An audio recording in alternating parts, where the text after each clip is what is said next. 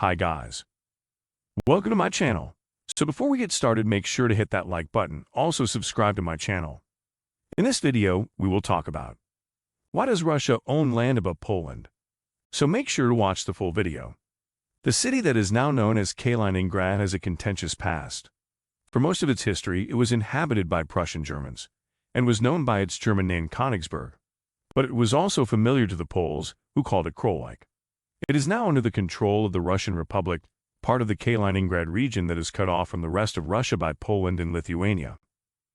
Kaliningrad is part of Russia today because of the ruthlessness of Joseph Stalin, who saw an opportunity to punish Germany for its crimes during the Second World War and gain a valuable port at the same time.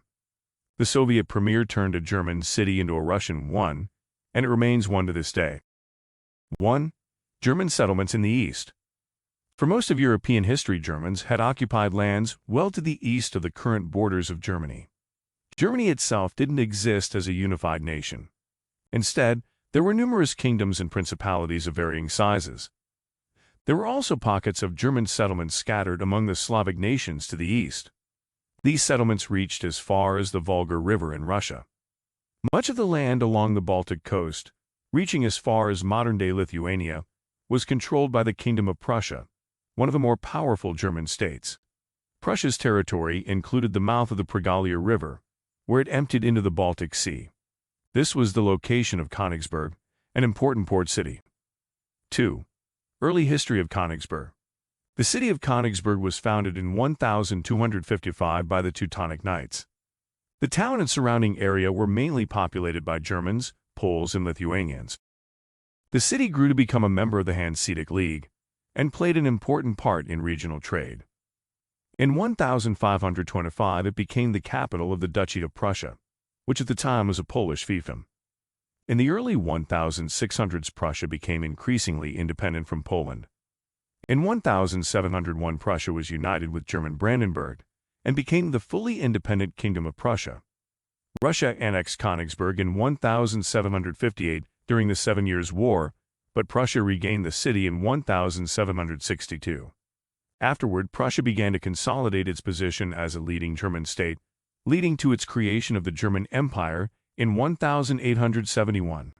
Konigsberg grew and prospered under the Prussian and German crowns, reaching a population of almost 250,000. Berlin was the administrative capital of Prussia and later of Germany, but Konigsberg was the ceremonial capital of Prussia, where coronations took place. In the empire, it was the capital of the province of East Prussia. The city became famous as the home of Immanuel Kant, one of the most influential philosophers of the Enlightenment. Kant taught at the University of Konigsberg, also known as the Albertina, one of the world's leading colleges at the time. The Albertina would also be the home of David Hilbert, a leading mathematician of the late 19th and early 20th centuries. 3. Weimar Germany and East Prussia. After suffering defeat in the First World War, the German monarchy was deposed, and the Weimar Republic took its place. Under the Treaty of Versailles, Poland received a port along the Baltic coast, and Danzig, another important Baltic port, came under the control of the League of Nations. This Polish corridor turned East Prussia into an exclave, a German territory that was cut off from the remainder of Russia by Poland. The Weimar Republic proved to be unstable. It was unable to pay hefty war reparations and suffered from severe inflation. Economic stress and weak democratic institutions created the opportunities that Adolf Hitler and the National Socialists exploited to seize power. While it was not the party's home base, the Nazis did build up solid support in East Prussia. 4.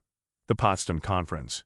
In July and August 1904-5, shortly after Germany fell to Soviet, British, and American forces, the leaders of the Allied nations met at Potsdam, a suburb of Berlin. The administration of Germany and Eastern Europe were big items on their agenda. After a long, bitter war, Soviet Premier Joseph Stalin was determined to exact revenge on Germany in the East. British Prime Minister Winston Churchill and U.S. President Harry Truman were less vindictive themselves, but wanted to put an end to German militarism. They were willing to give the Soviets a relatively free hand in the areas they controlled. The Allies agreed that Germany would lose further territory in the east, including East Prussia and Konigsberg, with most of the lost land going to Poland. Germany's eastern border would be along the Oder and Neisse rivers, just 50 miles, 80 km east of Berlin. Konigsberg was another 200 miles further to the east. The remainder of Germany would be divided and occupied by the victorious Allies. Most important for the people of Konigsberg and East Prussia, the Soviet Union and its satellite states were free to expel their German populations. 5. Expulsion of Germans.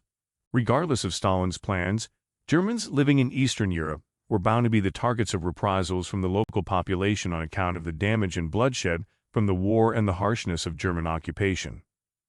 Many Eastern European Germans fled to the west as Soviet armies advanced. Local governments expelled the rest in the 5 years after the war's end. At least 12 million people relocated to occupied Germany, including both German citizens and ethnic Germans who had been citizens of other nations. 6. Konigsberg becomes Klininggrad. Konigsberg had reached a population of over 360,000 at the beginning of the war, but at the end only 72,000 remained. Moscow wasted no time making East Prussia their own. The province was split up, with the southern half going to Poland. The Soviets took the northern half, including Konigsberg. In 1904-06, they renamed the city Kaliningrad, after Mikhail Kalinin, an influential Bolshevik who had taken part in the Russian Revolution and passed away earlier that year. Kaliningrad and the surrounding territory were made in a blast of the Russian Soviet Federative Socialist Republic. Kaliningrad was cut off from Russia, although it did have borders with the Soviet Republic of Lithuania. It also shared a border with Poland, a nominally independent country, but in reality a Soviet satellite state that could be relied upon to allow transit across its territory. Soviet leaders moved quickly to solidify their control. The remaining German population was forced out between 1904-06 and 1949. To take their place, 400,000 Soviet citizens, mostly Russians, were moved into the Kaliningrad Oblast. Throughout the Cold War, the city of Kaliningrad proved valuable as the home port of the Soviet Baltic Fleet. It was one of the few warm-weather ports held by the Soviet Union. Its waters did not freeze up during the winter, so ships could sail in and out year-round. The harbor is sheltered by the nearby Curonian Spit, on which the town of Baltius provides more docking facilities. 7. Kaliningrad today. When the Soviet Union broke up in 1991, the Kaliningrad Oblast lost its overland connections to Russia, as Lithuania gained its independence and Poland broke free from the Soviet orbit. As Konigsberg was once a German exclave, Kaliningrad became a Russian one. Some of the old Konigsberg remains, though. The Konigsberg Cathedral has been restored to its pre-war appearance and hosts both Orthodox and Lutheran services along with concerts. Immanuel Kant's tomb is nearby. The Judean church dates back to the 13th century. The old Prussian fortifications at Dohan have been converted into the Amber Museum. Kaliningrad remains the main base of Russia's Baltic Fleet. The Russian Federation uses the Kaliningrad Oblast as a base for missiles that it could use to attack North Atlantic Treaty Organization NATO forces in Central and Eastern Europe. Poland and Lithuania both border the Kaliningrad Oblast, and the area was historically German, but none of the three nations have made any attempt to claim the territory.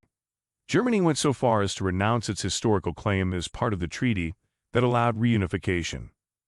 Belarus has expressed some interest in claiming the Kaliningrad region, but it has no borders and little in the way of historical ties. The nearby Baltic nation of Latvia has shown no interest.